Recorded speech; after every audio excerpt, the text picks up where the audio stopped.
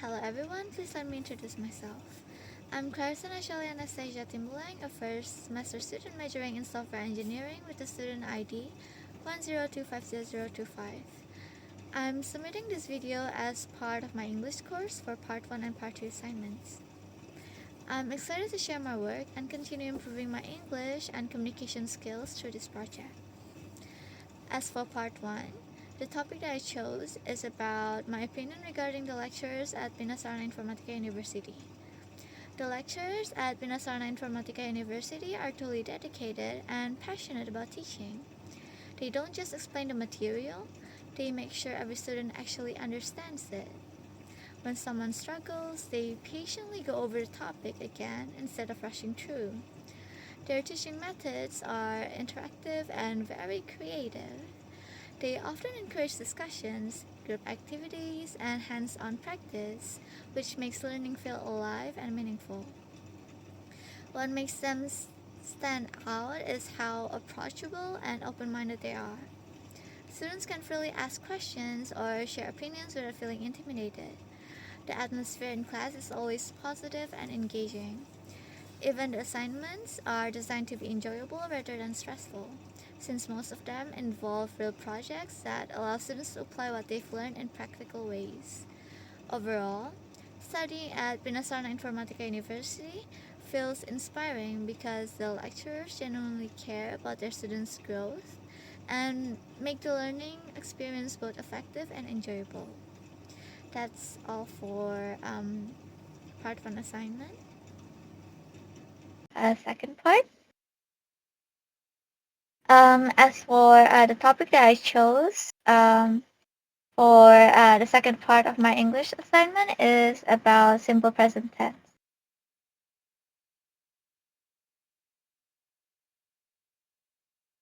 Simple present tense is a verb tense used to describe actions, facts, or situations that are habitual, general truths, or currently true. Moving on to functions. As for the functions, we use simple present tense to express habits or routine. For example, she studies every night, or they go to school every morning, etc. And we also use simple present tense to state facts or general truths. For example, the sun rises in the east. We use simple present tense in this example because, as a matter of fact, the sun does rise in the east and not in the west. And then we use simple present tense to show permanent situations or characteristics. For example, he lives in Jakarta, or she lives in Surabaya, etc. And lastly, last but not least, we use simple present tense to express feelings, opinions, or states. And we can also use simple present tense to express hobbies. For example, I love music. Moving on to the next slide. Function in academic or formal writing. We use simple present tense to also describe theories, arguments, and definitions. For example, Newton's law states that every action has an equal and opposite direction. And then we also use it to summarize literary works or studies. For example, the author explores theme of loss and identity.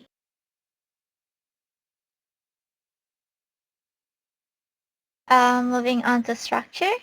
As for the structures, they're divided into three. The first one is for positive sentence. We use subject. The subject can be he, she, it, or I, you, they, we, plus base verb.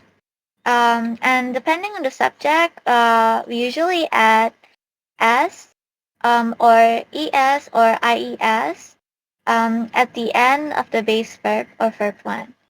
But yeah, it depends on the subject. If we use he, she, it, then we need to add the s, es, or ies. But if we use I, you, they, we, then it's not necessary to add them at the end of the base verb. And then there's as for a negative sentence, we use subject um, and plus do or does don't or doesn't plus base verb. Again, the usage of do, of don't and doesn't, it depends on the subject. If we use are you, they, we, then we use don't. But if we use he, she, it, then we use doesn't. And then as for question, we use do or does, again, depending on the subject plus base verb.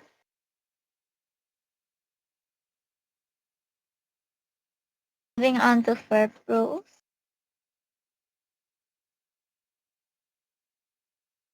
So most verbs, all we need to do is just add as at the end.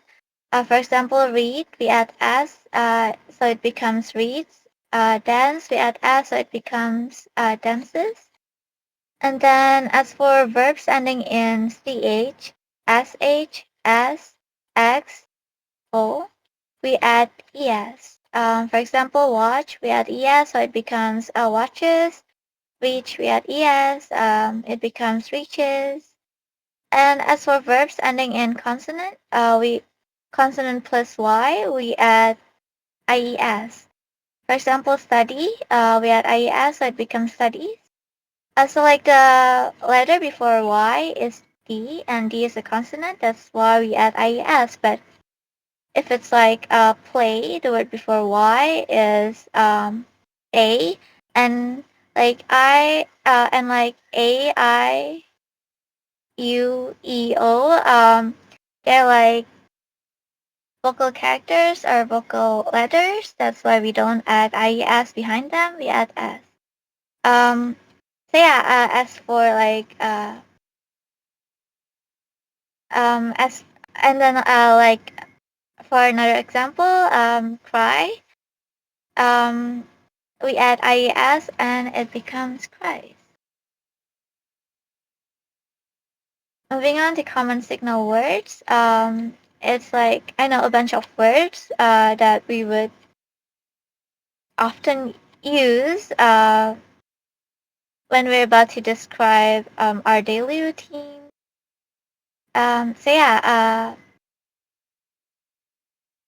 we usually use always, usually, often, sometimes, seldom or rarely, never, every day, or every week, every hour, etc. And then we also use on Mondays or in the morning. Like the usage of on and in, again, it depends. Like for days, like we use on Mondays, on Tuesday, on Thursday, Sunday. But like for morning, afternoon, evening, we use in the, so in the morning, in the afternoon, in the evening. But there's an exception for night. For night, we use at, so at night. Common mistakes. As for the first common mistake is forgetting to add the s or es or ies for third person singular. Third person singular. It's like he, she, it. So yeah, when we use he, she, it, we need to add s or es or ies behind the verb. And then the second one is using do or does incorrectly.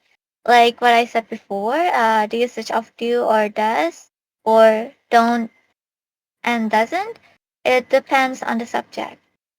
And the third one is using continuous form instead of simple present for routine.